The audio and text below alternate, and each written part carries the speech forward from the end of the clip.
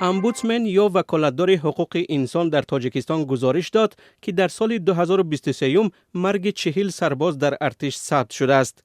از این شماره به اطلاع امبودسمن 8 مورد خودکشی بوده، 6 نفر از بیماری فوتیدند. در گزارش سالانه امبودسمن که چند پیش نشر و دسترس شد، در نتیجه ویران کردن قاعده های مناسبت 109 سرباز جراحت های گوناگون برداشته، 2 نفر آنها به هلاکت رسیدند.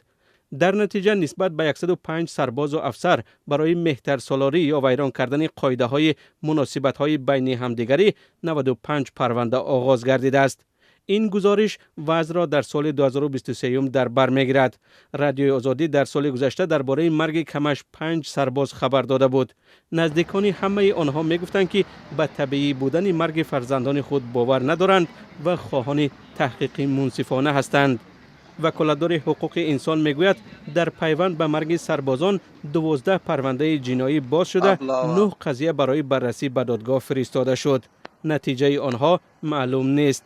وکالتدار با آوردن مثالهای مشخص نوشته است که چگونه مقامات قدرتی جوانان بیمار را اجباراً بازداشت کرده به خدمت حربی فرستادند.